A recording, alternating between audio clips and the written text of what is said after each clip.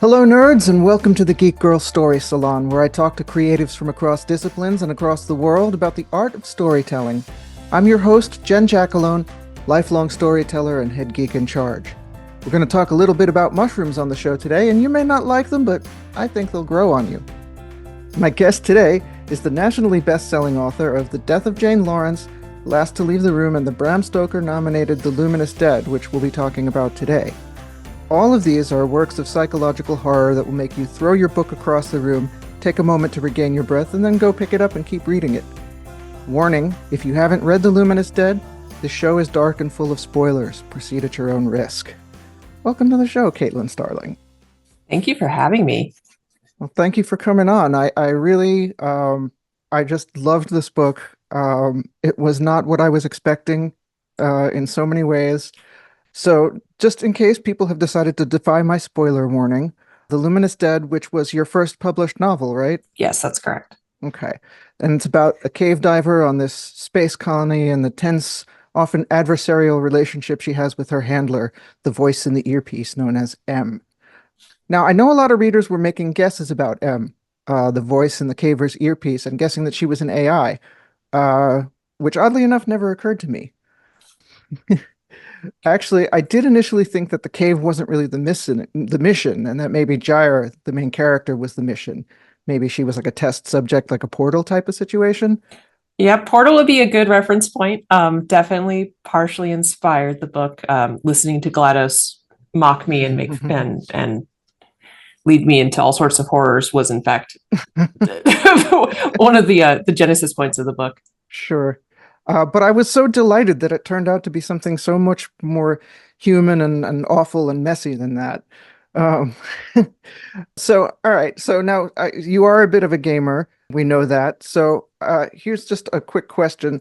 If you found yourself stuck in the world of the last game you played, how screwed would you be? Oh gosh, what's the last game that I played? I don't know. I just started the game Potion Permit, and I really don't know anything about the world there yet, so I could not Okay. answer that. But for the last game that I finished would be let me actually check the name because I always get it wrong. Hard Space Shipbreaker, Okay. which is very similar to the world that Jair lives in terms of being very bad for labor rights Hmm.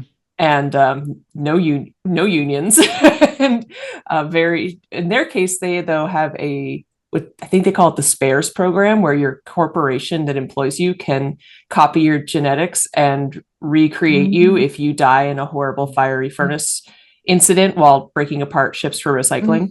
Mm. And that's how they explain the Lovely. multiple lives reloading situation in the game. There is a difficulty mode where you never use a spare, so you never die, which is just kind of like a roguelike way of running the game.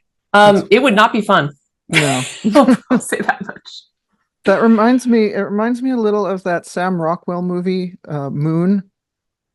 I am not familiar with it. It's this weird little movie, and 90% of it is just him and the voice of the computer, Kevin Spacey, I think, which is horrifying on its own.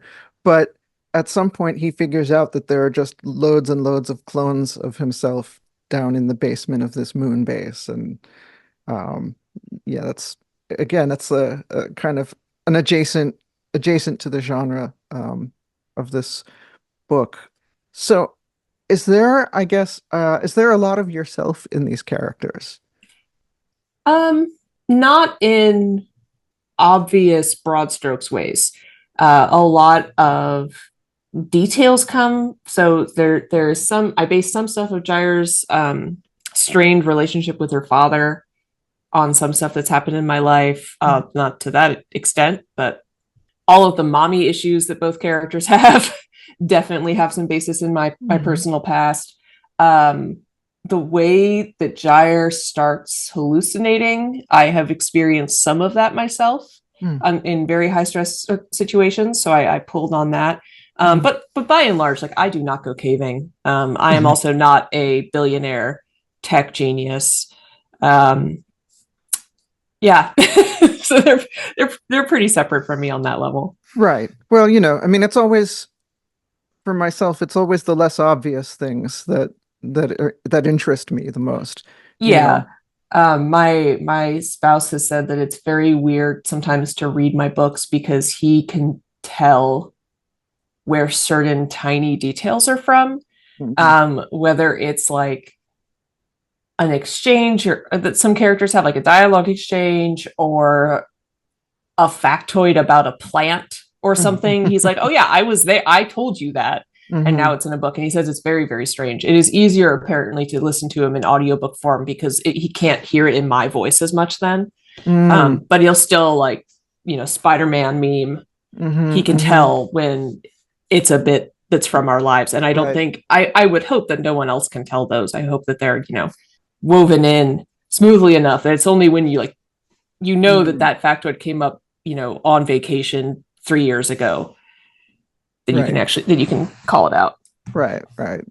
But I have to ask, I wasn't thinking about this actually when I invited you to come on, but it is Pride Month. And this book is arguably a viable Pride Month read. I think it Um, definitely is. Absolutely. And it was a delight to be fully engaged in a story and then have it revealed in the middle that this is actually, in no small part, this is a queer love story. Was that the intent going in, or did it kind of develop that way as you were writing? That was the intent going in.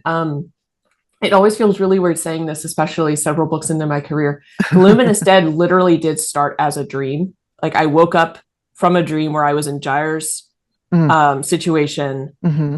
and immediately had to write down the concept because it was so different from what I usually came up with, and it was so Hmm. interesting. And then I built it into an actual book.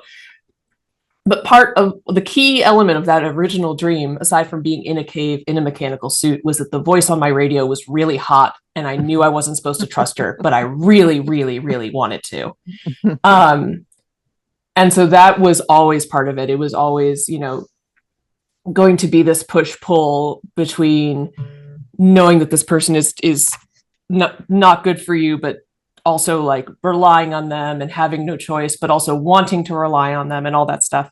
Hmm. Um, and the biggest issue was I wasn't sure that that would fly with with agents, with publishers, with readers. And Hmm. I know it doesn't work for some people, that it really bothers them because it's not a healthy relationship by any means. Hmm. But for some people, it really scratches that itch of like, yes, I want a messy, bad, not terribly bad romance, but just questionable romance. Hmm. And that doesn't come with any sort of magical fix it. Like the last chapter, for those of you who've read it, that's I wanted to give them a path to a happy ending. Um, and that also, it was very hard to get that to a point where it still felt true to the characters and not overly sweet and all sunshine. It's actually kind of, there are ways to read that last chapter where you're like, oh no, you two, don't do that.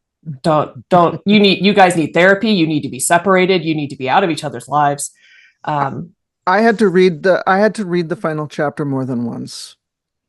the I occasionally thought about, mostly since it came out, every so often I'm like, maybe I should have just not had that last chapter and had it end right at that moment. I don't want to spoil it for people who haven't read it yet, but at the very end of the preceding chapter, there's a great moment where it could be a very ambiguously distressing ending. Like you could read it as being okay, everything's okay, or you could read it as, and that it veers almost into the Descent territory of potentially a fake out ending. Mhm. Um, but on the other hand, like I said, I really like giving my characters at least a path to a happy ending after a horror story. Um, I tend to include that. There's a project I'm working on right now that does not end like that, and it is in fact the bleakest ending I've ever written, Mm. and it was a very, very strange experience. Um, and trying to do an ending that felt like an ending as opposed to and now we're just going to walk away. Mm. That makes sense. Hmm. Yeah.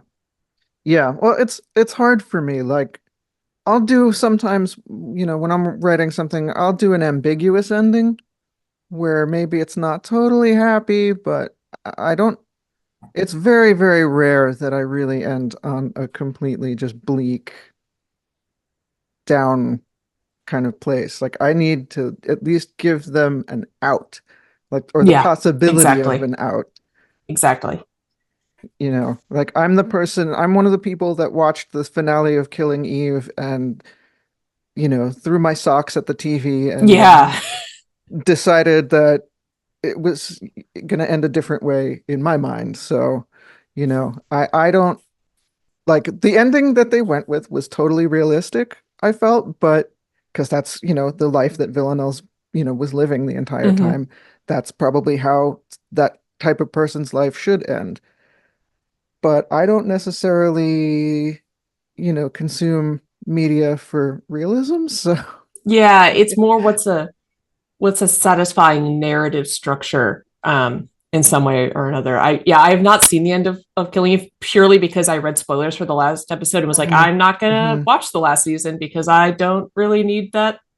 I You have don't, other things. I have other mhm. pressures on my demands on my time. Yeah, This is not what yeah, I'm getting yeah, into.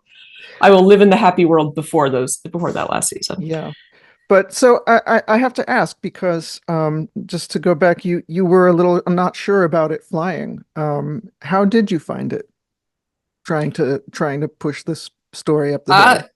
it was I mean, it happened. If I didn't, so I won't say I didn't have to change it because I've spoken publicly about the fact that when my publisher for the Luminous Dead bought it, it was under the requirement that I basically had to rewrite the entire second half to change a major plot element to remove there were monsters in it, and Mhm. my editor was like, "Great book, would love to buy it, but only if you take the monsters out." And I was like, "I love the monsters are like integral to the plot." He's like, "Yeah, I bet you could do it. Write me an outline."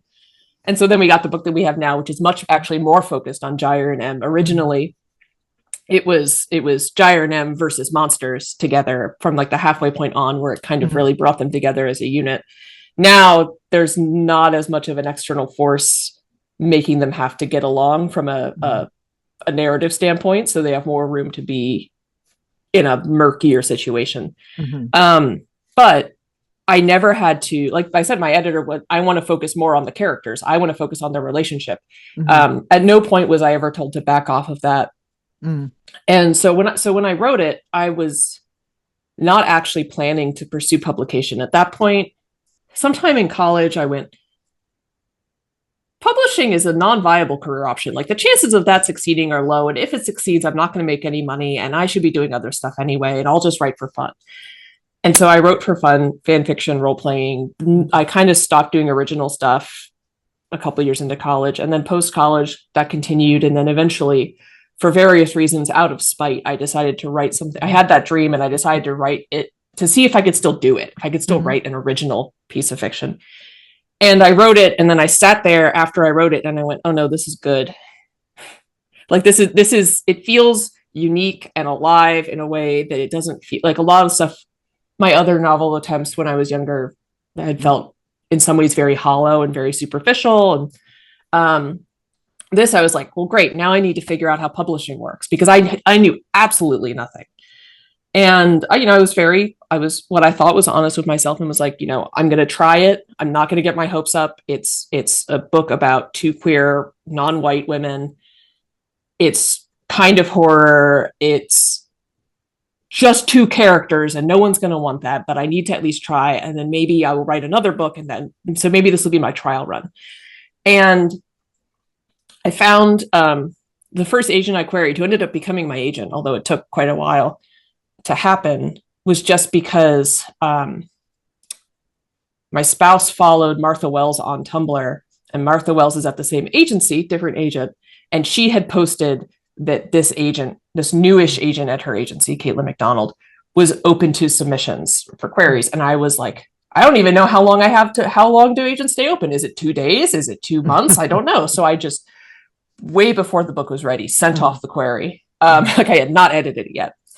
And I barely knew how to write a query. And luckily, it took her a very long time to get back to me. So by the time she ended up with the full, I had worked out some of the kinks and I had sent out fulls to other author or other agents and all that. Mhm. And then it still took another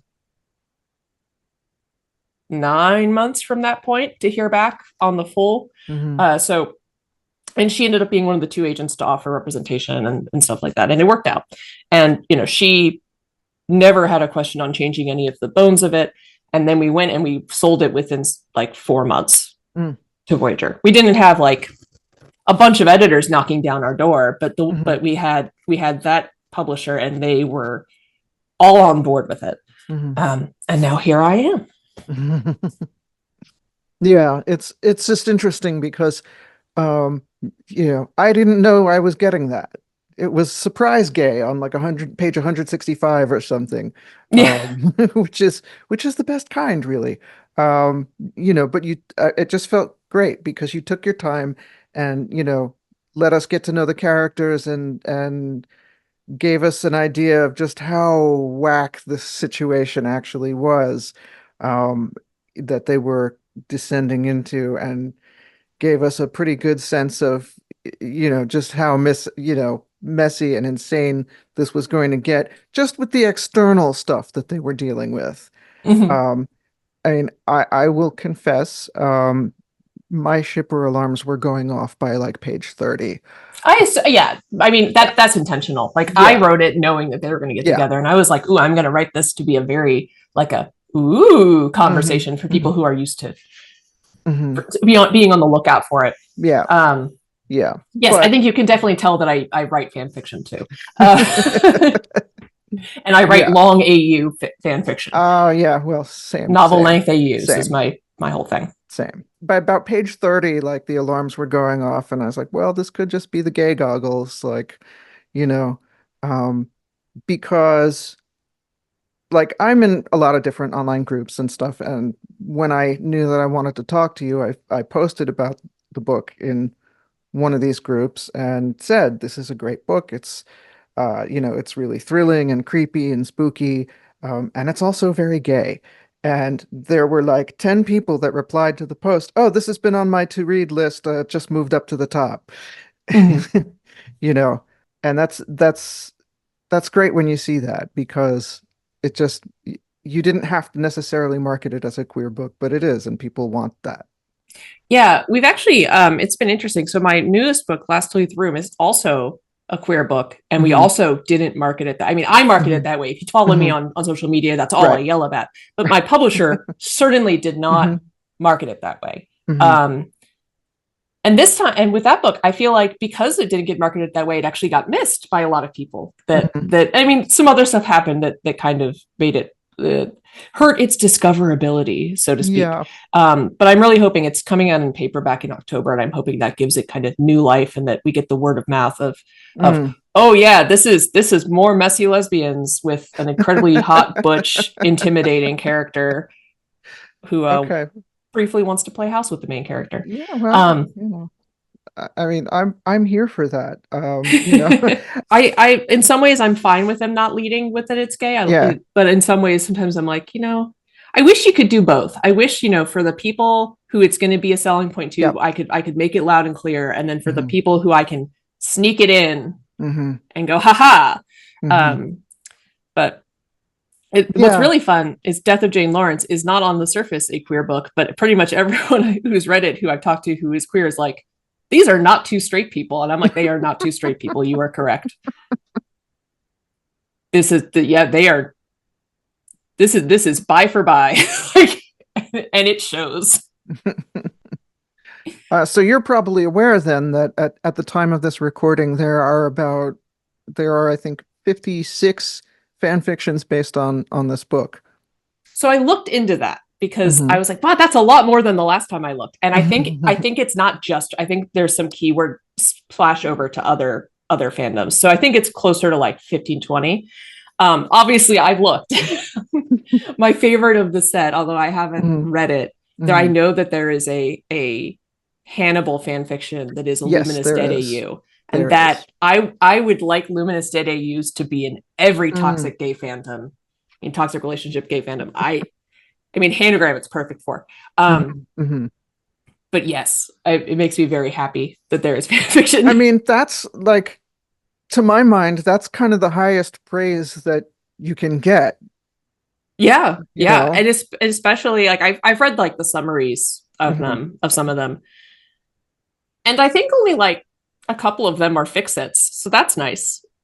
What you really don't want is for Yeah, every single one to be like, and we're going to correct the ending. right, right. It's more like there are people wanting to see them after the After or kink memeing during it. And I'm like, that occurred to me well, while I was writing the book, and it was not appropriate for the story, but have fun with fan fiction yeah, because you don't have to yeah, do yeah, you don't yeah. have to have the same There, considerations I did. no, no. I mean, yeah, for I would say because I paged through what there was just, to see what there was, and about maybe 10% is, the suit Yeah. because I mean, the design of it is just like, did you write it that way on purpose, or did you just sort of realize it and say, well, guess we're just going to go with this? Largely the suit was designed because of practicalities and logistics of getting Hmm. Gyre through the cave, and then I Hmm. looked to see how I could make it worse. Like what were the implications and where I could play with it. Um, the suit was not designed for kink potential, but it definitely has it. Yeah, yeah, yeah. I think the first time that M locks the suit on Gyre and she just can't move, I went, Yep. oh, okay, Mark interesting. me down as scared and horny. Yeah, yeah, Moving yeah, on. Yep. pretty much, pretty much. Mm-hmm. Yeah, so that's I mean, that's great. I think, it's such a great sandbox. The suit kink aside, it's just a great, you know, the like I find it very difficult to write super toxic stuff. I can do it sometimes with the right combination of situations and characters. Um, and what I really find difficult is to write from the POV of an unreliable narrator. Um, Either I tend to not fully immerse myself enough in the POV because I know what's really going on, or I struggle to keep the thread of the story because I'm sufficiently immersed and now I'm not sure I know what's going on. So I was actually wondering, like, how did you work through the ambiguity of what Jair was experiencing down there? So I did keep sort of a document of what I kept track of what was actually happening. I definitely did that. But Mm, for me, um, there is no story outside of the unreliable narrator. It's the character's perception of what mhm, they're going through that builds mhm, the story. mhm, So I structure everything around that. I follow through, I basically in any potential situation, I'm not so much looking at what is a practical way to solve this problem. Like, what is this character going to come up with to solve this problem, and what knock-on effects will it have? Um, I trying to remember what. So I wrote this back in 2015. So yeah, it's been a minute. it's been a minute. And I think for Luminous Dead, I mostly read it. I wrote it start to finish. I don't necessarily do that anymore. Sometimes I now hop around and write out of order. Hmm. But with Luminous Dead, I wrote start to finish. I had an outline, but I tend to change my outline as I go. Um, I don't tend to go back and fix things that happened prior, even if I realize I'm going to change it later. Mhm, But I do kind of continuously change how I'm moving forward through my plan. And a mhm, lot of that is because I'm writing from the perspective of such a close third over the shoulder in the head mhm, of a very claustrophobic scenario of, what can Gyre see? What information does she have available to her? The only time where I have to kind of break that is when I realize that Gyre isn't going to make a decision that like moves the story somewhere, mhm, or I want Gyre to make a decision, but she doesn't have the right input to make that decision. At that point, I have to mhm, step back and say, okay, what can be really happening that she can react to, mhm, and is there a difference between what's really happening and what she's perceiving? And at that point, I get out of her head and try and move the chess mhm, pieces around a little bit mhm. more. Yeah. Um, but in terms of the unreliability, I barely think of it as unreliability. Like I'm not thinking of, that's part of like when I do an unreliable narrator, it's not a haha got you unreliable narrator where there's a Mhm, reveal three-quarters of the way through that mhm, they've been lying to the reader this whole time or something. mhm, It's more that they're unreliable in their understanding of the world they're in, but we also don't ever really see beyond their understanding of the world they're in.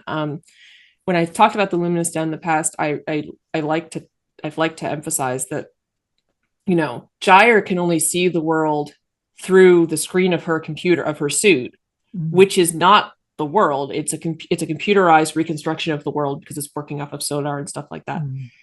And in the narration, I also don't let you, the reader, see anything that Gyre isn't seeing. So like I can imply that something else is going on over her shoulder. Mm. But unless Gyre turns, I'm not going to show you, the reader, what's over her shoulder. Mm-hmm. And so it mostly becomes like a dance of how much can I imply something without having the character notice it? Like how much can I signpost for the reader, Mm-hmm. but not have the character notice the significance of what they're seeing? Mm-hmm. That's where, to me, it gets very tricky. Mm. I know we're mostly talking about Luminous Dead here, but like last to leave the room, the main character starts having memory issues as the book goes on, Mm-hmm. and trying to find a way to introduce things that she was forgetting without it seeming like a mistake on my part as the writer. Mm-hmm. That was probably, it's been my biggest challenge doing unreliable narration so far. Mm. But yeah, Yeah. it's just I the stories are my characters' perceptions of the universe, or of the world they're in. So um it's kind of, I kind of can't untangle it. I'm not sure what it would be like to write a reliable narrator, honestly. I don't think Mm. I've done that yet. Yeah. Yeah. Well, I mean, it's just funny because like we're never really sure how much of what Gyre is seeing is the result of her isolation, paranoia, and whatever, and how much, if any, is the fault of the spores.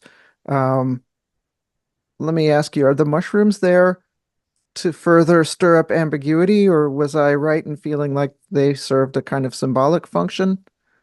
They are there for several purposes. They're there for Okay. vibes. They're there for aesthetics. They're Valid. there to cause problems with the spores, as mentioned. Hmm. The monsters that are no longer in the book Hmm. were very fungal in nature. So Hmm. at one point, they tied directly into the main antagonistic force in the book, which is now gone. But the mushrooms, still serve logistical purposes. Hmm. What would you think of? What do you think of? They're symbolic for? I mean, it's very possible that they are, and it's not something that I think of as symbolism. But I'm Yeah, curious. I mean, I wasn't, it's not a fully articulated thought, but I just felt like, she sees the mushrooms on that first caver at, the second camp or whatever, Mm-hmm. and then the next, it's like, it's almost like, I don't know if they're like a harbinger of death necessarily, but there's definitely this feeling that like the mushrooms are not symbolizing anything good for her. Um, Yeah. you know, like there was the spores in the cave that, you know, was at Camp 5 or whatever, Yep. but yeah. Um, and that, as we found out later, had to like cycle that out of her system. Yeah. So there Yeah. was probably they did probably cause problems, even though we're not really sure.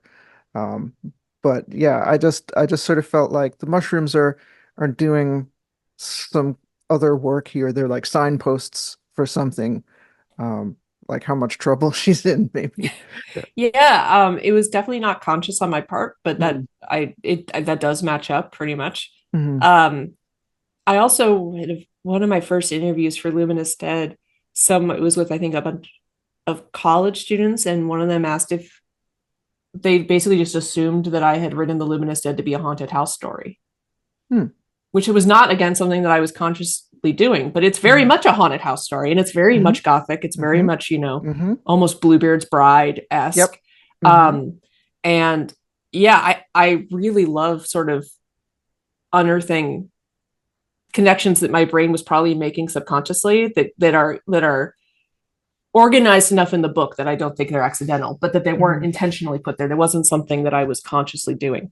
Um, I've learned with my writing that there's a certain amount of like top down planning that goes into it, and analysis and troubleshooting, Mhm. but there is also a certain point at which I need to trust that my brain is doing a lot of work, because I feel like a lot of the richness comes from what feels like instinctual storytelling, but is Mhm. actually the fact that I've been writing stories my entire life, and I've been reading stories my entire life, and I've built up this underlayer of skill and knowledge and familiarity and like a lexicon Mhm.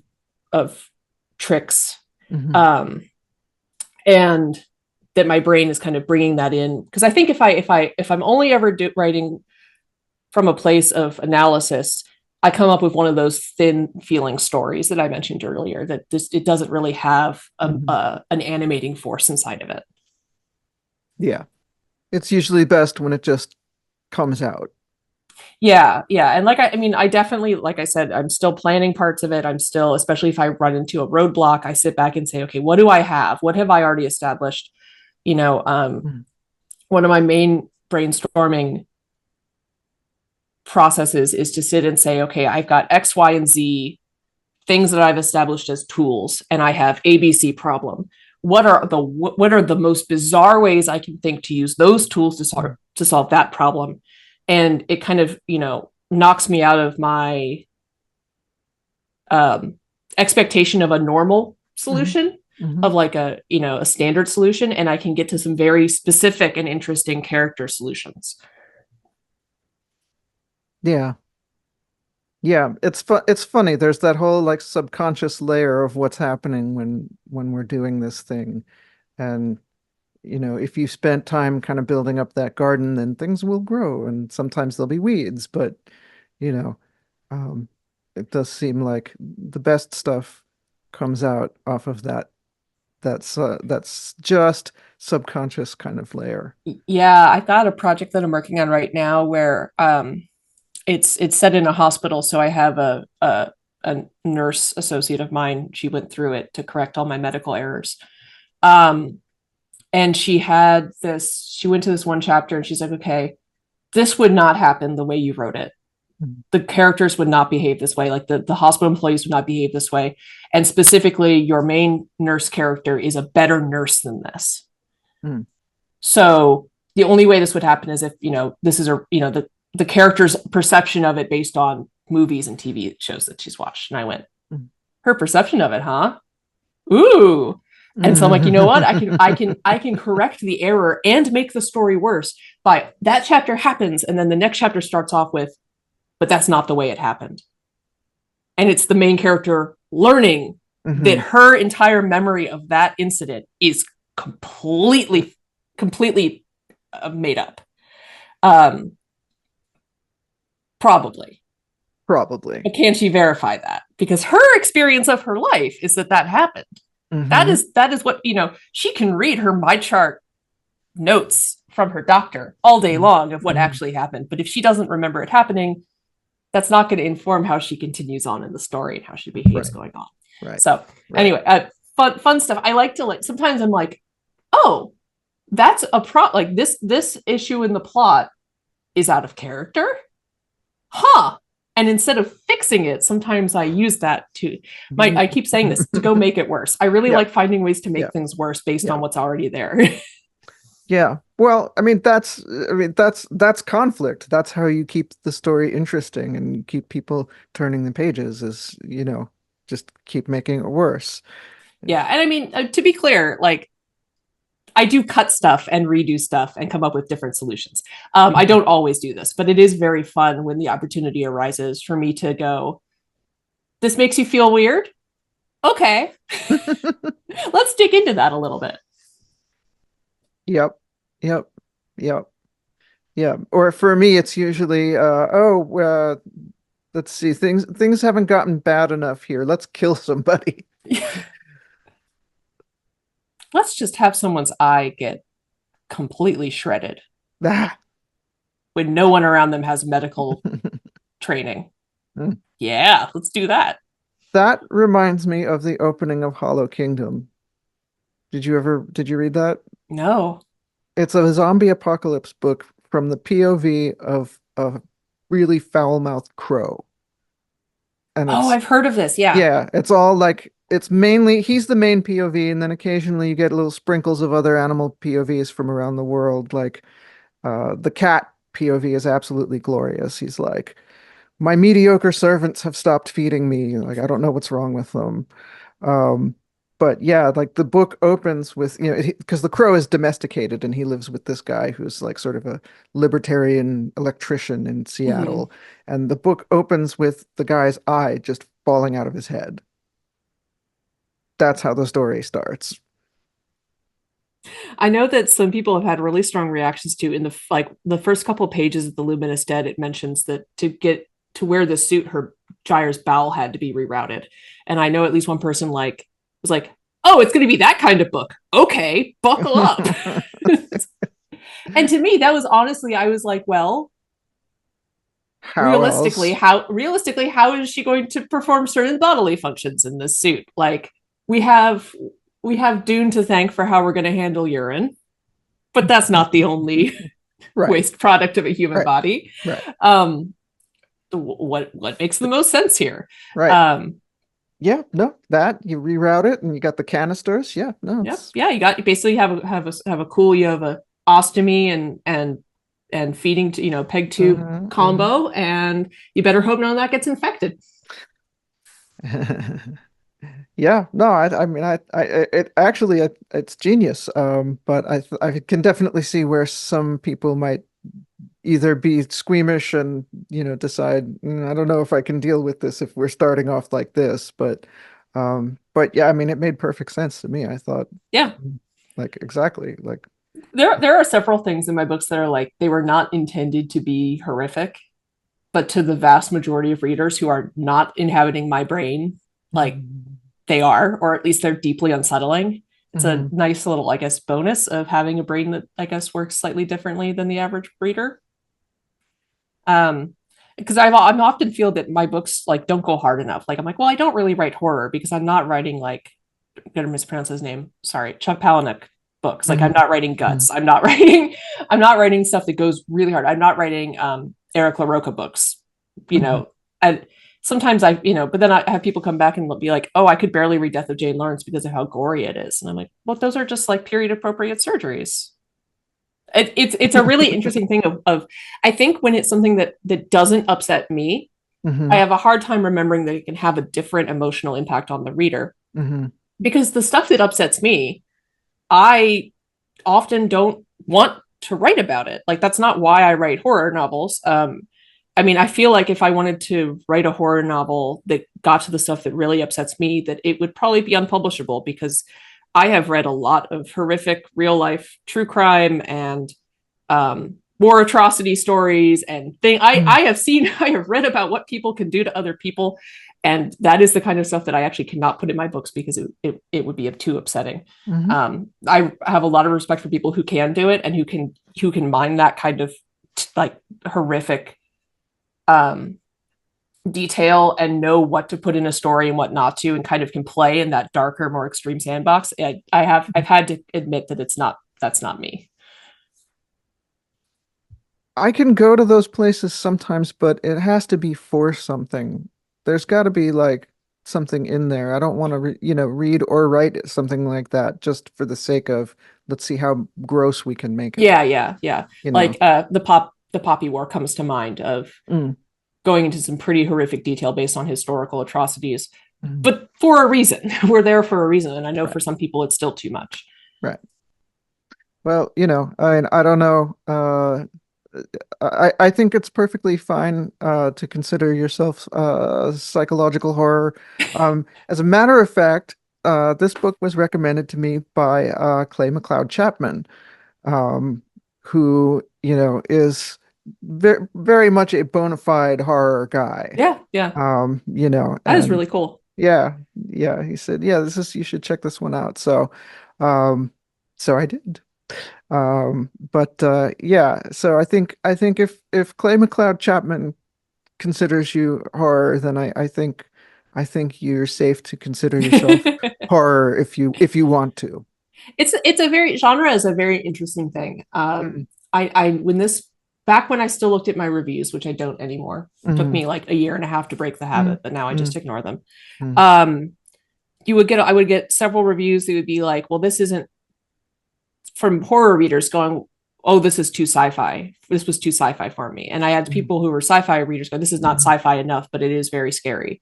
mm, And kind of like what a reader's expectations of a book is comes from not only what it's being billed as, but what Mhm. their prior reading history is like. Um, it's always interesting to me, you know, what people bring to reading my books and how that influences what they take away from it. There's this great review that was like, "This is a great book, but why didn't they just use drones?" And I'm like, "Well, you wouldn't have a book then. Gyre was a drone.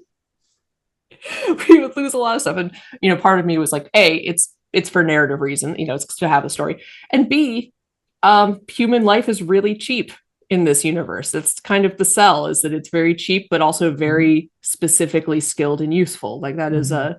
in my opinion, a pretty standard trope of Right. crap sack sci-fi of, yeah, the tech exists to probably do this thing, but it's easier and cheaper to have humans do it.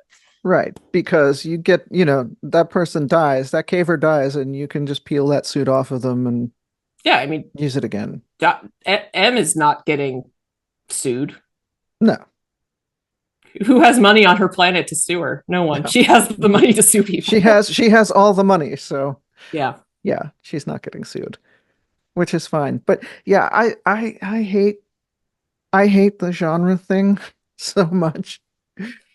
I don't think of genre much when I'm writing often, Mm, except mm, that I know that like I'm contracted to write a horror novel. Like, mm, mhm, my medical gothic book has to be a horror novel because that's what St. Martin's Press bought for me. mhm. I do have a book coming up though next year that is very emphatically, and it was from the beginning designed to be fantasy horror, like That's the horror. Starving Saints. That's the Starving Yeah, Saints, which I'm is set very in a hyped castle about under that. siege with Mm, magic mhm, and weird stuff going on. And that, um, so that and that's coming out from the same publisher as the Luminous Dead. So I've had this interesting thing happening where I've got one publisher, St. Martin's Press, which the death of Jane Lawrence is weird and kind of fantasy adjacent. But generally speaking, my books with them are getting more and more contemporary horror. Like mm, there's still usually some kind of weird mashup genre edge to them because my brain doesn't work on a straight linear mhm, genre line. mhm, Um, but then Voyager is getting all my crossover horror. So like Luminous Dead is very much sci-fi horror. mhm, Starving Saints is very mhm, fantasy horror. I hope they keep letting me write books for them because I like playing in that realm. Although then you run into things of how much world building is the right amount of world building, because sci-fi fantasy fans love world building, but the more world building you do, often, not always, but often, the less scary things get because you're having things explained. mm. And even if the things that are being explained don't impact what's actually supposed to be scary, I find at least that having things explained to you makes you feel more confident and comfortable, which is not what I want to do. I Mm, want you to be uncomfortable right. so I kind of I always I try and use um the fact that I use that close POV Mm, to, enough, as much about Cassandra 5 and larger galactic politics as Gyre knows, which is mhm, not much. She right. likes to climb around in caves. That's what she's there Mhm, for. mhm, Um, but yeah, and it's interesting how people react to, like, if some people think that I hit the right balance, some people think that I over explain, some people think that I under explain. It's fascinating. This is also why I don't read reviews. Yeah, Because they would I would never be able to sort out, like, right. well, what's the right option. So I Yeah. just go with the story that I want to tell, and luckily my Mhm, editorial folks are good at kind yeah. of lasering in on what story I was trying to tell, and Mhm, pruning and helping me fill in based on that. mhm. Yeah. Yeah. It's I mean despite the fact that your stuff straddles different genres a little bit, I feel like you have an identity as a writer, like with the way you sort of like to play around with grief and paranoia and Mm-hmm. things like that. Like it wherever you are on that sci-fi fantasy spectrum, it feels like you have an identifiable thing. So you Mm-hmm. have room to play in one direction or the other and push a little, and it's not going to be weird. It's not going to feel like you've completely stepped into another universe. Um, that's my opinion, and I think that's where I feel like I need to get to too. Is just this is what I do. So if I'm over here or if I'm over there, it's still identifiable as me. Yeah, my agent described it as having a recognizable Caitlin Starling book that, you don't Mm, know what scenario you're going to be dropped into, but it's going to be queer to some extent. You know that hmm it's going to be anxiety provoking, if not outright horror. You know that it's going to be claustrophobic, either hmm physically or psychologically. hmm Um, and that it's going to get way too into detail on something that you probably haven't thought about. Um, like caves or like Victorian surgery and esoteric magic or. Um, of course, now I have a novella coming out next year that's like just a romance novella, fantasy romance novella from Neon Hemlock that's just in like an arranged marriage. It, however, still has to deal with grief hmm and identity and stuff like that. But hmm it's not horror. It's just, a girl whose entire family has died and has basically made her heir to a large fortune and probably next to die, gets married to a um, war criminal who's starting to realize that maybe she has other things to do than be a tool of the state while their entire world is physically warping around them because of old atrocities. So yeah, Mm. fun. Um, Light reading. Light reading. It's one of those things where I'm pretty sure that it does actually follow romance beats. I think, and it has Mm-hmm. a happily ever after, and I think it can be sold as a romance, but I'm really afraid to because I also know it came out of my brain, so I don't actually trust it. So I guess we'll see what happens when like it goes out for blurbs and how Mm. people feel about it. But it's coming out from Neon Hemlock, so I feel Okay. like whenever you pick up a Neon Hemlock book, you're kind of like, okay, what weird sub genre am I gonna like? What hmm micro genre am I gonna end up in? This is gonna be whatever. And Dave, who's the editor behind Neon Hemlock, just is so great at finding books that are very confidently what they are. Mm. Of course, I've made sound that my book is not at all confidently what it is, but it is. I haven't been able to change it. It is very emphatically an arranged marriage, sad romance thing. But yeah, just for anyone here listening who has not checked out a Neon Hemlock book, highly recommend it. There's a wide range of offerings at this point. Um, so I have one last sort of question of substance, which is when Cullen Bunn was on the show last year, he said something interesting, which is that he finds horror to be life affirming, that people can suffer and brave through these impossible, horrific things, and yet they don't give up hope and they come out the other side.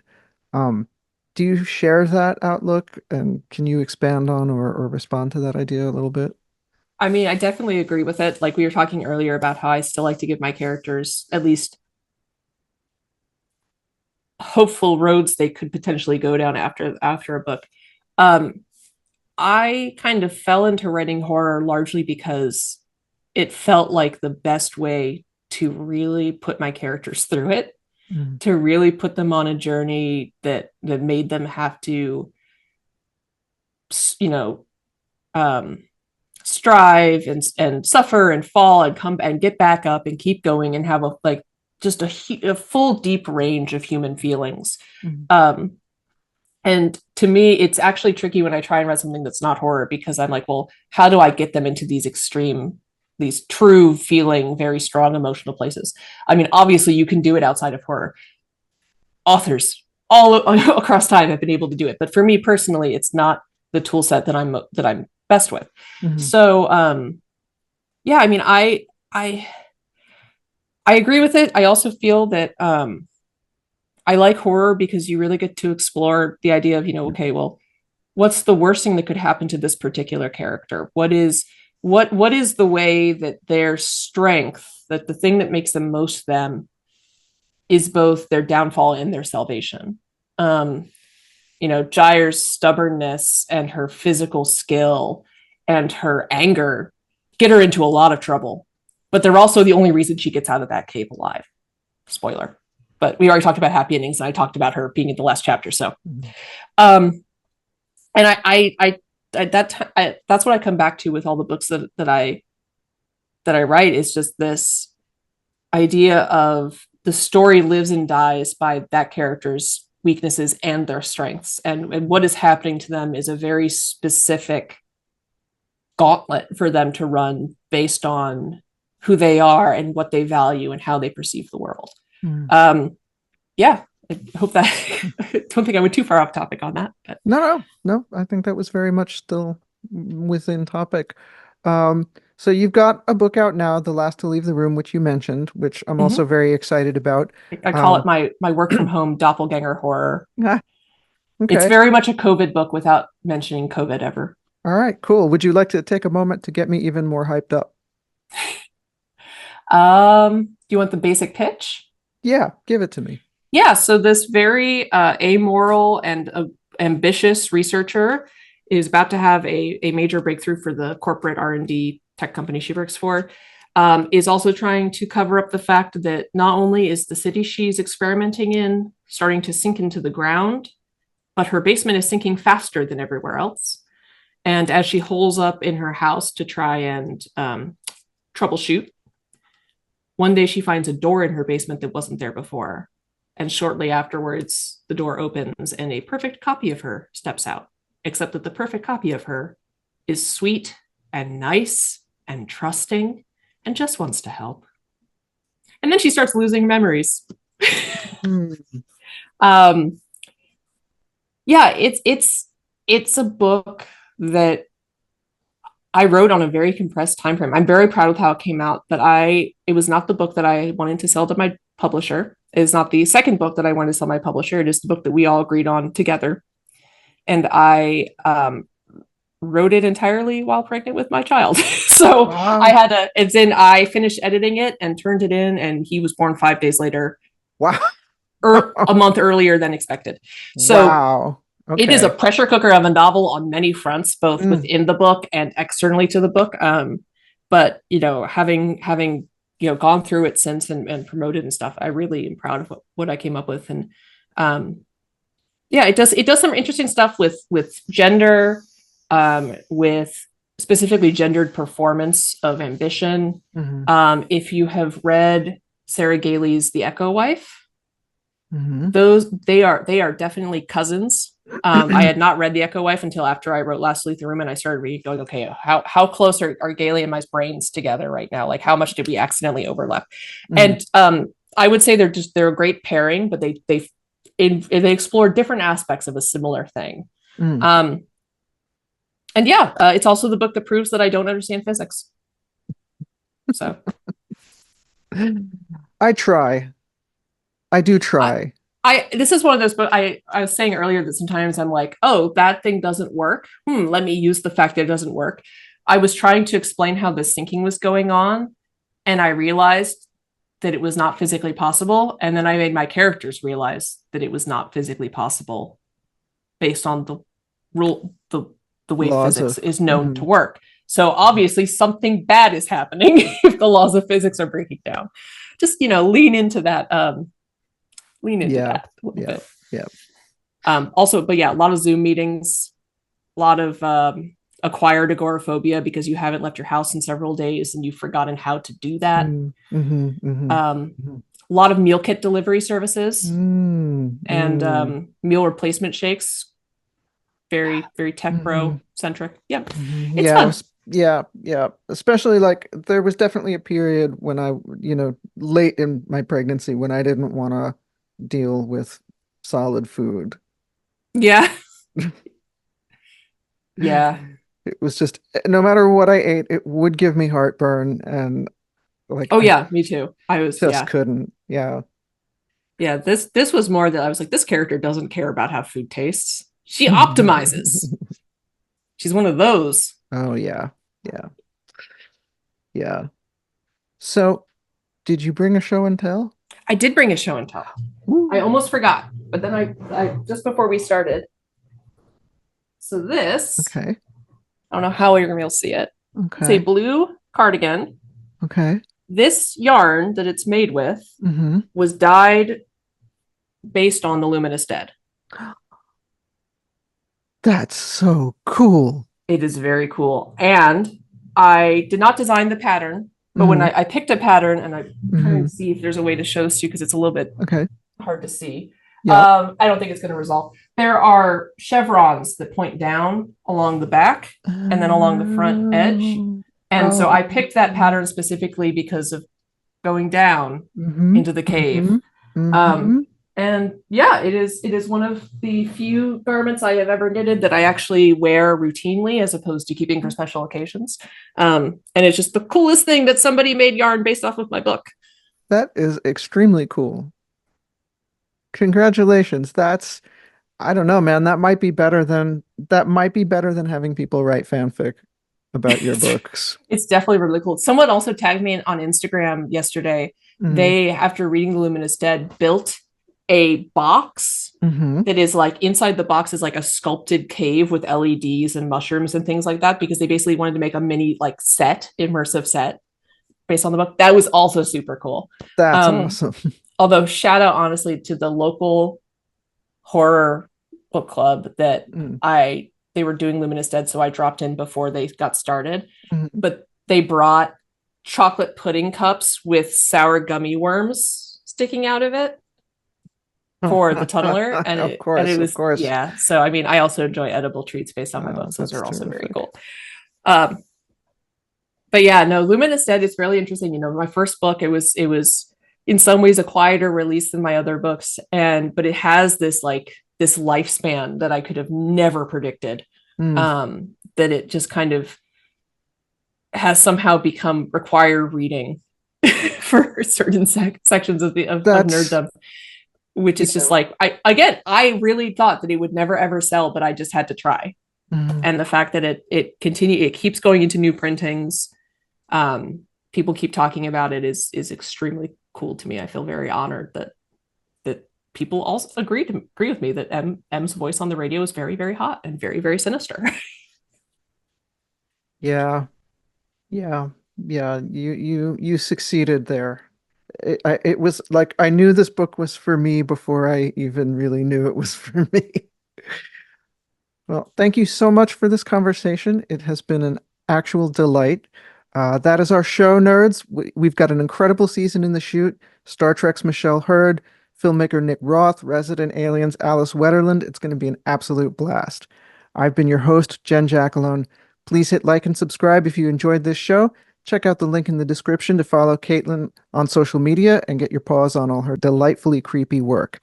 And if you haven't read The Luminous Dead yet, what are you even doing with your life? For best results, insert in brain. Stay hydrated, take care, take it easy, and stay geeky.